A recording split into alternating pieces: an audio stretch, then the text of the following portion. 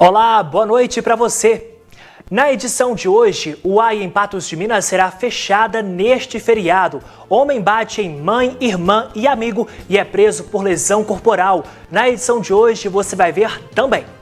Feriado da Independência aumenta 30% de embarques na rodoviária de Patos de Minas. Confederação Nacional dos Transportadores Autônomos afirma que as manifestações do dia 7 de setembro, dia da Independência, não carregam nenhuma reivindicação da categoria.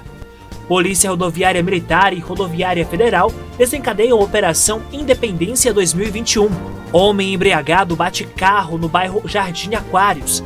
Rapaz é preso por tráfico de drogas no bairro Residencial Monjolo. Caminhão carregado com maionese e ketchup tomba na curva da morte. Condutor é preso após zigue-zague em rodovia. Ônibus capota e deixa 5 pessoas feridas. Caso de vaca louca é registrado em Minas Gerais. Hoje é 4 de setembro. O NTV News começa agora.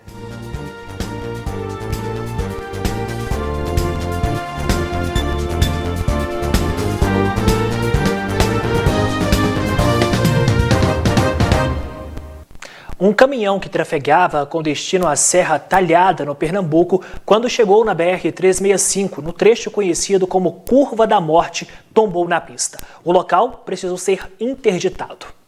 O acidente aconteceu por volta das 5 da tarde desta sexta-feira. O motorista vinha de Mandaguaçu, no Paraná, com destino à Serra Talhada, no Pernambuco, quando, na BR-365, no trecho conhecido como Curva da Morte, o caminhão tombou na pista. Eu tenho 35 anos de motorista, nunca tombei na rodovia, primeira vez. Eu entrei na curva e eu senti que o caminhão começou a perder a estabilidade, entendeu? De vez a curva segurar o caminhão, jogou para fora. Aí só vi o barulho. A gabina tombou lá atrás, depois tombou a gabina, só vi derrapou, só isso. O Corpo de Bombeiros foi acionado para atender a ocorrência juntamente com a Polícia Rodoviária Federal. A pista ficou interditada dos dois lados, devido à quantidade de óleo derramado. A carga de condimentos, como maionese e ketchup, também ficou espalhada pela pista. Foi necessário espalhar serragem para evitar novos acidentes. Nós trouxemos cerca de 10 sacos de serragem e aí depositamos, sobre o óleo e depois espalhamos ela para tentar minimizar esse risco de derrapagem e de outros acidentes de trânsito, Feliciano não soube dizer o que pode de fato ter ocorrido, mas acredita que o fato da curva ser acentuada e o trecho já ser conhecido como perigoso podem ter contribuído para o tombamento. Ele foi socorrido por pessoas que passavam pelo local e não teve ferimentos, mas o susto foi grande. Foi que eu nunca tombei a primeira vez, Eu sou um cara medroso, sabe? Ando com cuidado, entendeu? Quem tem medo, você sabe, vive mais, Eu nunca abusei na estrada, entendeu? Parou uns carros aqui, já vieram logo na frente aqui do caminhão, já subiram em cima, já abriram a porta e eu saí. Eu estava pendurado no cinto, eu estava com cinto de segurança. Se eu tivesse sem cinto, eu acho que teria sido fatal, viu? Mesmo com o trabalho do Corpo de Bombeiros, a recomendação é para que quem for passar pelo local no fim de semana, dirija com ainda mais atenção. Quem for passar aqui por esse local, redobrar os seus cuidados, Diminuir bastante a velocidade do veículo, porque o nosso trabalho aqui é para diminuir o risco, Mas isso não quer dizer que a pista esteja 100% livre de perigos de derrapagem, Então, como você disse, quem for passar, ter bastante cuidado. E na manhã deste sábado, no bairro Cerrado, aqui em Patos de Minas, um homem de 26 anos foi preso pela Polícia Militar após empurrar a mãe, de 54 anos, agredir a irmã, de 27, e um amigo dele, de 24 anos. De acordo com o boletim de ocorrência, a mãe do agressor acionou a Polícia Militar, dizendo que o filho estava embriagado e, sem motivos, teria começado a agredir o amigo, que é cadeirante. Os policiais então encontraram o cadeirante com ferimentos no rosto e na boca. No momento em que o agressor estava agredindo o amigo, a irmã tentou intervir, porém foi agredida com socos no rosto, o que causou alguns hematomas. A mãe tentou separar a briga e também foi agredida pelo filho, que a empurrou, porém essa senhora não se machucou. O homem foi preso e encaminhado para a Delegacia de Polícia Civil de Patos de Minas pelo crime de lesão corporal. A gente faz uma pausa rápida e ainda hoje você vai ver que homem embriagado bate carro no bairro Jardim Aquários e ônibus capota e deixa 5 pessoas feridas.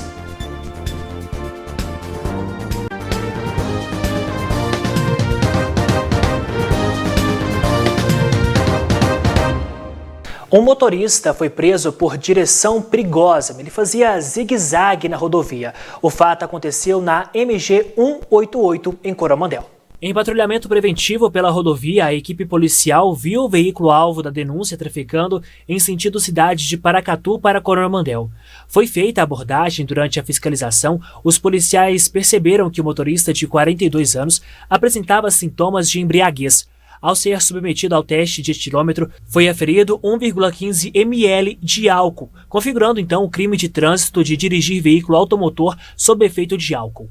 O motorista foi preso em flagrante e conduzido à Delegacia de Polícia Civil de plantão em patrocínio para as providências subsequentes. E na noite desta sexta-feira, a Polícia Militar Rodoviária foi acionada para comparecer no quilômetro 395 da MG 188 no município de Patrocínio, para que pudesse atender um acidente de trânsito com 5 vítimas. Ao chegarem no local, os militares encontraram um ônibus com placas de Coromandel tombado no lado esquerdo da pista. Em conversa com os militares, o motorista de 54 anos disse que saiu da cidade de Coromandel com destino a uma chácara que fica no município de Carmo do Paranaíba, que o ônibus havia sido fretado para levar 26 pessoas adultas e 6 crianças, e que no referido local da rodovia o volante travou e com isso ele perdeu o controle, caindo com as rodas na canaleta direita da pista, quando então chocou no barranco e tombou. Do acidente, 5 pessoas ficaram feridas de forma leve, sendo 2 mulheres e 3 homens. A empresa responsável pelo fretamento enviou outro ônibus para o local e conduziu os passageiros de volta para Coromandel. O ônibus foi retirado do local pelo serviço de guincho. E na madrugada deste sábado, um motorista de 51 anos de idade bateu o carro em um poste no bairro Jardim Aquários. No momento da ocorrência, ele apresentava sintomas de embriaguez. Quando os militares chegaram no local, uma unidade do Corpo de Bombeiros já socorria o motorista, que apresentava um corte na testa e um no braço direito. Apresentando sintomas de embriaguez, o condutor teria confessado ter ingerido 3 latas de cerveja, porém recusou a fazer o teste do etilômetro. Durante fiscalização dos documentos, o motorista apresentou uma CNH na categoria D, vencida no mês de outubro de 2016. Ao verificar no sistema informatizado, os policiais constataram que o motorista é habilitado na categoria B e que a mesma se encontra em situação de bloqueio à apreensão e novos exames, com validade até dezembro deste ano. Diante dos fatos, por não ter apresentado nenhum responsável em tempo, o carro foi levado para o pátio do Detran. Já o motorista, após ser liberado por uma unidade hospitalar, foi conduzido para a Delegacia de Polícia Civil. Agora a gente muda de assunto e te mostra que já é feriado para muitas pessoas. No entanto, é preciso estar atento ao que abrirá na segunda-feira. Por exemplo, a unidade de atendimento integrado, a UAI em Patos de Minas, funcionará normalmente na segunda-feira. Já na terça-feira, em razão do feriado nacional da Independência, não haverá expediente. Na segunda-feira, atendimento normal. Já na terça, unidade fechada. Mas na quarta-feira, os atendimentos serão retomados. Para ser atendido na UAI, você deve fazer agendamento prévio nos canais digitais do Governo de Minas Gerais, o portal MG e o aplicativo MG App Cidadão. Diversos serviços da UAI também estão disponíveis em formato virtual nesses canais. Todos os protocolos de saúde, como o uso obrigatório de máscara, a intensificação da limpeza e a aferição de temperatura, estão sendo adotados nas unidades para garantir a segurança dos colaboradores e da população. E em um esforço conjunto das polícias Militar Rodoviária e Rodoviária Federal, a Operação Independência 2021, que visa combater a criminalidade e prevenir acidentes, irá acontecer até o dia 8 de setembro. Haverá reforço de policiamento e mais fiscalizações. Com o feriado de 7 de setembro, o fluxo de veículos nas rodovias aumenta e, consequentemente, o número de acidentes e a criminalidade. Buscando inibir esse aumento, a Polícia Militar Rodoviária e a Polícia Rodoviária Federal deflagraram a Operação Independência 2021 para reforçar o policiamento e as fiscalizações. Onde a gente está focando as abordagens num trabalho preventivo, né, e repressivo, se necessário for. Nesse trabalho preventivo é a busca de ali, cidadãos ali que possam ter cometido algum tipo de infração. Na parte repressiva a gente vai estar trabalhando também na busca de prisões de cidadãos que estejam conduzindo veículo embriagado, apreensões de arma de fogo, tráfico de drogas. Lembrando que a operação vai até dia 8 às 8 horas da manhã. Ela consiste em reforço de policiamento, equipes de reforço em vários pontos da rodovia, Patrocínio, Varjão, até mesmo no município de Patos de Minas, onde a gente vai fiscalizar as condutas dos condutores, se os veículos estão em bom estado de conservação, para que a gente tenha um feriado mais tranquilo, que os veículos estejam em condições de transitar na rodovia de maneira segura. A operação mobilizará os policiais, que se espalharão por diversos trechos nas rodovias para garantir mais tranquilidade e segurança no feriado da Independência. Toda a companhia, o efetivo da companhia, está sendo empregado nesses 5 dias de operação. É claro, em turnos alternados, nós estamos empenhando o nosso total de 56 policiais militares. Não haverá restrições para a circulação de veículos de carga durante o feriado. Entretanto, os policiais orientam aos cuidados básicos para que o fim de semana ocorra sem sustos e acidentes. Solicitamos a todos os motoristas que tenham muita atenção nas principais horas de saída e principalmente no retorno no dia 7, principalmente depois do almoço. A primeira dica que a gente fala é sempre respeitar as leis de trânsito. Quando você respeita as leis de trânsito, dificilmente você vai se envolver em algum tipo de acidente. Se beber, importante não dirigir, né? E o que a gente sempre pede para o pessoal é, além de respeitar as leis de trânsito, respeitar a questão também da velocidade da via. E isso, o cidadão fazendo isso, evitará envolver-se em acidente. Com isso nós vamos estar preservando vidas. Daqui a pouco aqui no NTV News você vai ver que a Confederação Nacional dos Transportadores Autônomos afirma que as manifestações do dia 7 de setembro, dia da Independência, não carregam nenhuma reivindicação da categoria.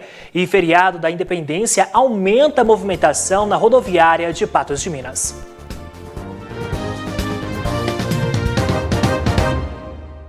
Nós continuamos a falar sobre este final de semana com um feriado prolongado. Diferente de outros feriados, este do dia 7 de setembro trouxe aumento de 30% nas embarcações na rodoviária de Patos de Minas. O movimento nesta sexta-feira foi este: bancos ocupados, passageiros aguardando dentro e fora da rodoviária, com malas prontas para viajar. Com o feriado de 7 de setembro, teve quem aproveitou o fim de semana para emendar o feriadão e pegar a estrada. A expectativa é que o aumento esteja em torno de 30% acima do normal aqui que nós estamos nesse ano. Muito aquém ainda em relação a de 2020 para trás, né? Então ainda está muito aquém o movimento do terminal. Dentre os principais destinos dessas pessoas que estão viajando para curtir o feriado estão Rio de Janeiro, São Paulo, no nosso estado também Belo Horizonte, na nossa região do Alto Paranaíba, cidades como Carmo do Paranaíba. Tem aqueles também que vão aproveitar um pouco mais longe, vão para Montes Claros. Então, os destinos são os mais variados possíveis. Para o Rio de Janeiro, para passear, aproveitar o feriado. Para Belo Horizonte, também visitar familiares. E volta quando? Dia 8. A expectativa de aumento muito grande para São Paulo, né? Inclusive teve ônibus extra já para São Paulo e Rio de Janeiro. Nós podemos olhar também outras cidades. Dentro de Minas, um aumento considerável para Belo Horizonte e Uberlândia. E o litoral sempre nós encontramos alguém que faz comenta que está indo para outros litorais sem ser Rio de Janeiro, tá? Baixada Santista e Nordeste. Pelos próximos dias, a tendência é que o fluxo de pessoas na rodoviária seja menor e volte a crescer na terça e quarta-feira.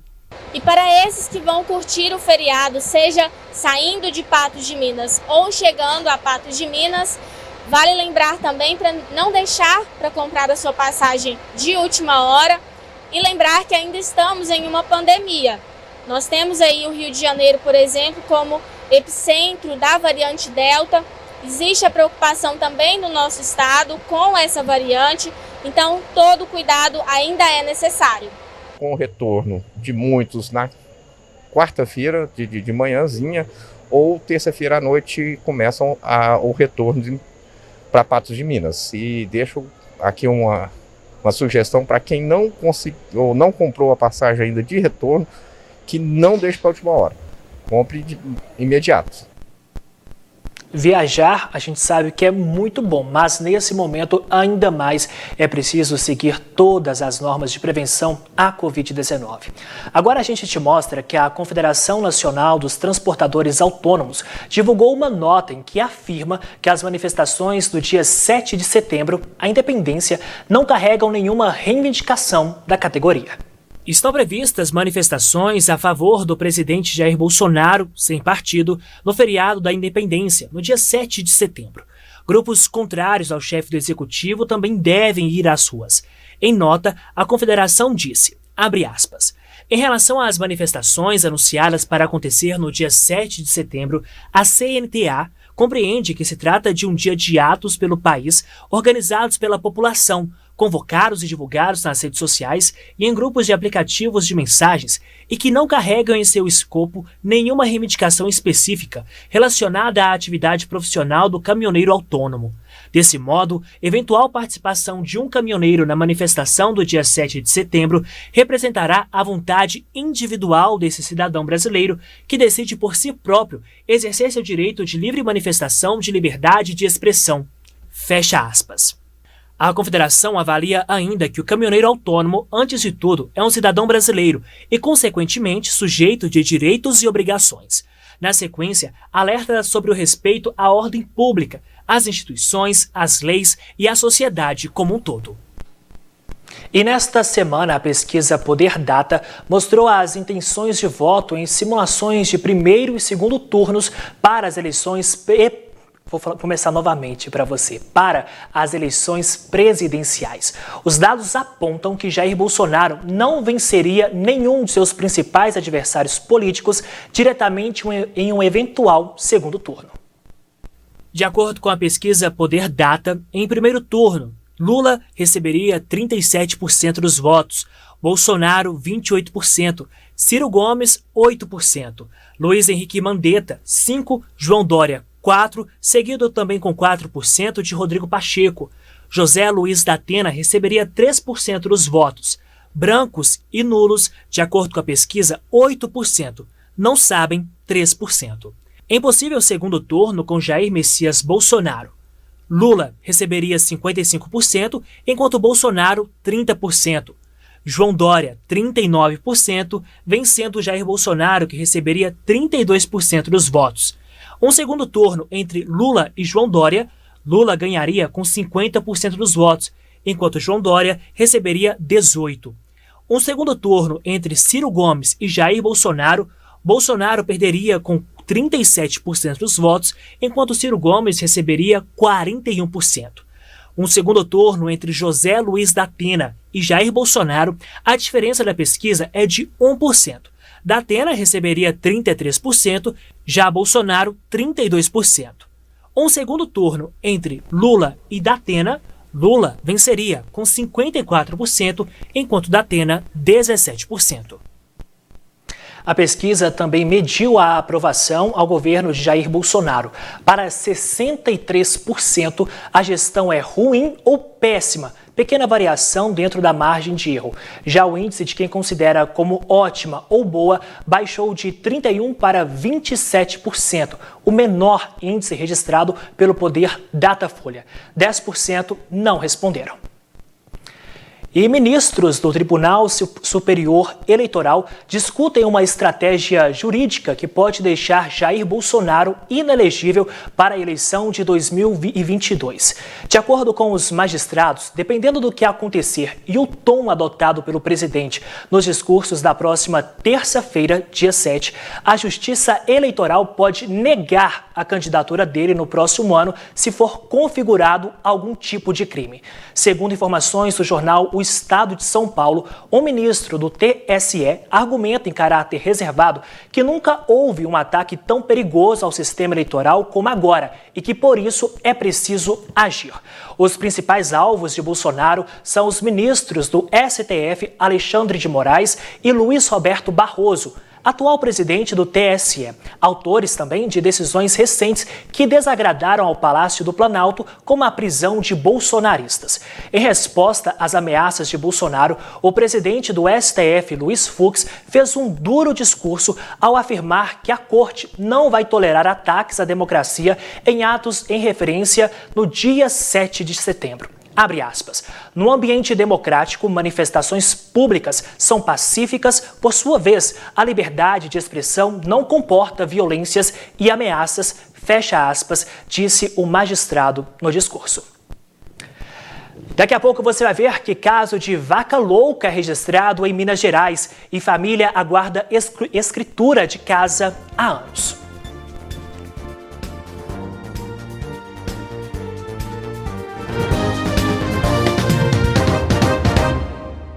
A Secretaria de Defesa Agropecuária do Ministério da Agricultura, Pecuária e Abastecimento confirmou hoje a ocorrência de 2 casos atípicos conhecidos como o mal da vaca louca em frigoríficos de Nova Canaã do Norte, em Mato Grosso e em Belo Horizonte. De acordo com a pasta, todas as ações sanitárias de mitigação de risco foram concluídas antes mesmo da emissão do resultado final pelo laboratório.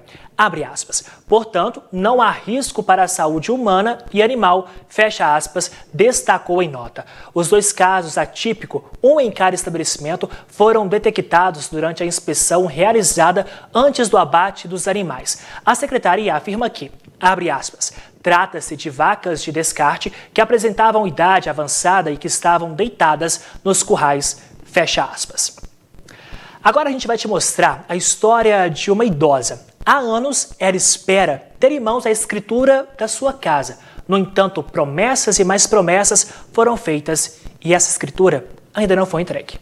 Gislaine do Nascimento é filha da Dona Maria José, a senhora de 81 anos, que há 2 meses aguarda por uma cirurgia no Hospital Regional Antônio Dias, conforme já mostramos em reportagens anteriores. Ela relata agora que a casa em que a mãe reside no bairro Boa Vista foi obtida após ela ter sido desapropriada pela prefeitura da residência que possuía na rua Santa Rita, pouco antes da Avenida Fátima Porto ser feita, em 22 de janeiro de 1992. Entretanto, segundo Gislaine, a mãe dela nunca chegou a receber a escritura da casa e nem a indenização pela desapropriação do imóvel, assim como alguns vizinhos que também se mudaram para o bairro Boa Vista. Vai fazer 30 anos que a prefeitura tirou nós da Fátima Porto e passou para cá, porque antigamente lá dava enchente, né? Aí eles passaram, os vizinhos tudo de baixo, esse quarteirão todinho aqui, tudo é os mesmos vizinhos. A gente veio para cá, eu estava com 13 anos. Aí a prefeitura deu indenização para os vizinhos tudo, a escritura de menos para minha mãe e para os 4 vizinhos daqui da porta aqui, não tem escritura também.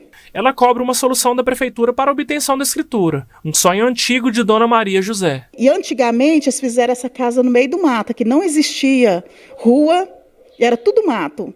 Aí foi até que eu e mais 2 irmãs minhas, que nós pegamos uma enxada e foi abrindo trilha até chegar na rua de baixo. Né? Porque isso aqui tudo era mato, aqui antigamente era uma chácara que a gente falava, né? Tinha só os pés de manga tudo aberto, era abandonado, e só nós.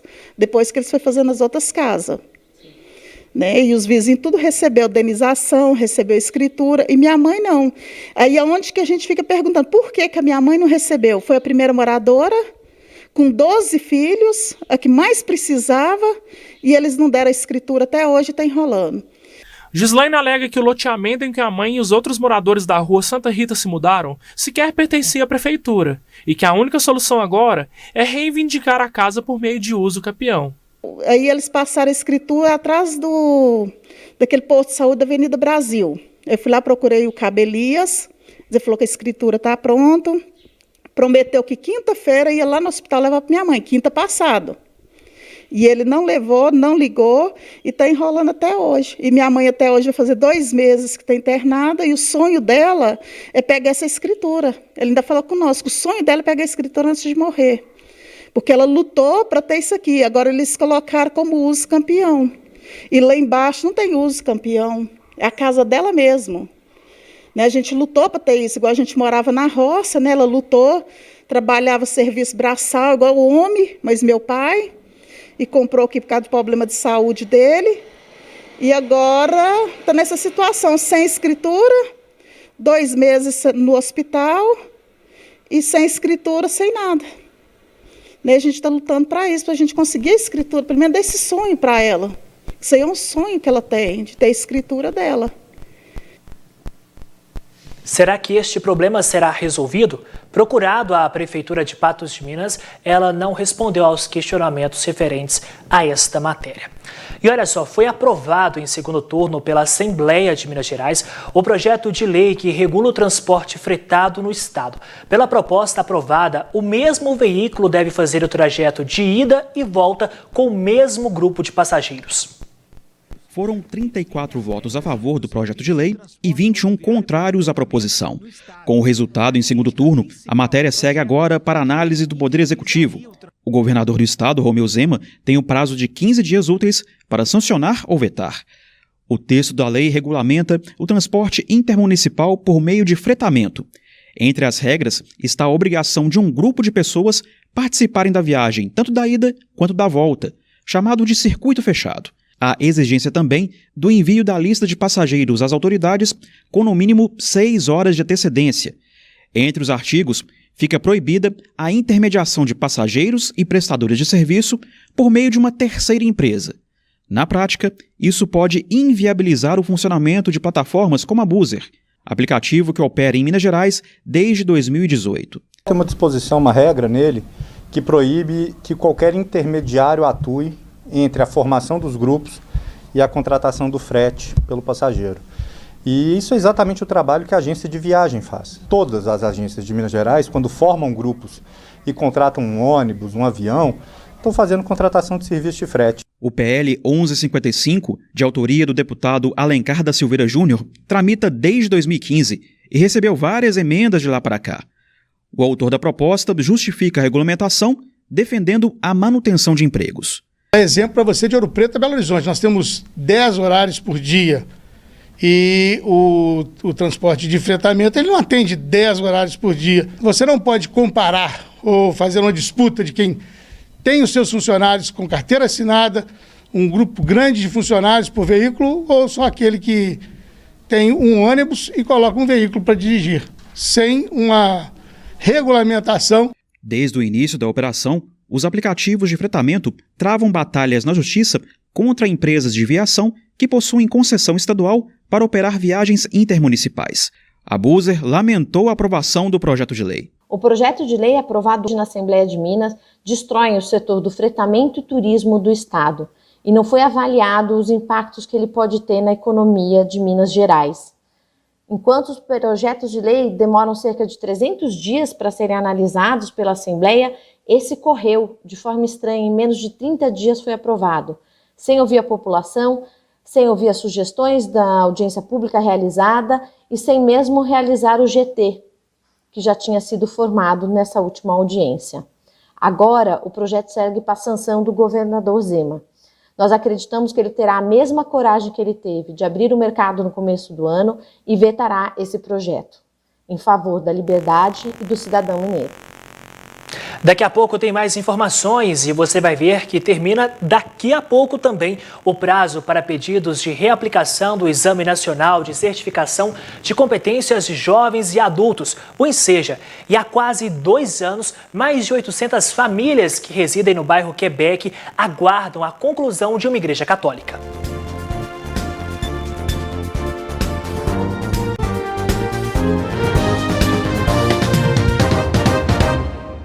Termina daqui a pouco o prazo para pedidos de reaplicação do Exame Nacional de Certificação de Competências de Jovens e Adultos, o ENSEJA. O exame é destinado a jovens que não concluíram os ensinos fundamental ou médio e desejam ter a certificação da conclusão dessas etapas de ensino. O prazo inicial para o requerimento era até essa sexta-feira. De acordo com o Instituto Nacional de Estudos e Pesquisas Educacionais Anísio Teixeira, como o sistema foi suspenso no dia 31 de agosto para ajustes pontuais, os candidatos foram autorizados a fazer o pedido até às 11 horas e 59 minutos deste sábado. A reaplicação é uma possibilidade para quem não realizou a prova por problemas logísticos no local ou por sintomas de doenças contagiosas previstas no edital no dia ou na véspera. Entre elas foi incluída a Covid-19. Para solicitar a reaplicação, é preciso apresentar a documentação e diagnóstico feito por um médico cadastrado no Conselho da Profissão. Já para hipóteses de problemas logísticos, como situações de falta de energia elétrica, é preciso descrever o episódio para justificar o requerimento. A reaplicação ocorrerá nos dias 13 e 14 de outubro deste ano. Nessa data, a prova também será aplicada para pessoas privadas de liberdade. Apenas reforçando, então, se você precisa dessa reaplicação, você tem até às 11 horas e 59 minutos de hoje. E olha, há quase 2 anos, mais de 800 famílias que moram no bairro Jardim Quebec aguardam a conclusão de uma igreja católica. Situada na rua Maria Ferreira da Costa, a Capela Beato Padre Eustáquio está quase pronta para que as missas sejam celebradas no bairro Jardim Quebec. Temos 2 anos, já de execução aqui da obra da Capela Beato Padre Eustáquio e mesmo com todas as dificuldades da pandemia, a situação financeira, a impossibilidade de se fazer as barraquinhas, mas o apoio, o empenho, a dedicação de várias pessoas, empresários, nós já chegamos à fase do acabamento, que é uma fase agora que tem um custo mais elevado e até mesmo com a alta dos preços, nós precisamos o apoio da população para a gente terminar esta obra, uma necessidade aqui da comunidade do bairro Jardim Quebec. A igreja contará com 3 banheiros, uma sacristia e 2 salas com capacidade para até 18 crianças que serão utilizadas para fins catequéticos, além de abrigar o coral da paróquia durante as missas. Devido às dificuldades geradas da pandemia, as obras estão atrasadas e dependem de doações para que possam avançar. Bom, nós fizemos orçamentos, porque agora a fase de acabamento envolve tanto o chão, piso, granitina, quanto pintura e até mesmo o término das portas e janelas. Nós fizemos orçamentos nas empresas, como diz, pedindo um custo menor, mas não fechamos total. Assim, a gente precisa, pode ser em material ou até mesmo em doações, para que a gente conclua esta obra. Há quase 2 anos, as 842 famílias que residem no bairro Jardim Quebec, de maioria católica, estão impossibilitadas de celebrar missas e eventos religiosos e aguardam pela conclusão da igreja. É uma necessidade urgente, uma vez que nós estávamos rezando a Santa Missa, o terço e fazendo as atividades religiosas, encontros catequéticos nas casas. Com a vinda da pandemia e a dificuldade de distanciamento, nós não conseguimos mais realizar. Então já está 2 anos parado aqui a comunidade. Então há uma urgência ao retorno destas atividades e ao mesmo tempo um local mais propício para se realizar todas as atividades religiosas, inclusive também com a Sociedade São Vicente de Paulo. Para colaborar com a obra da Capela Beato Padre Eustáquio, basta colaborar com as doações de qualquer quantia ou materiais de construção.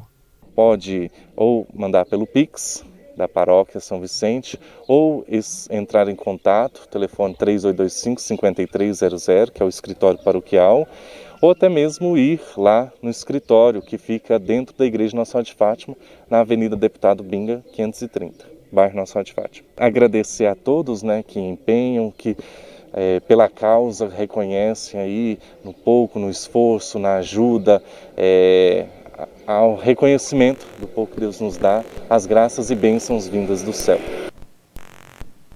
Que essa obra possa ser concluída o mais rápido possível, é isso que a gente espera. Durante as próximas horas deste final de semana, você fica muito bem informado no patosjá.com.br.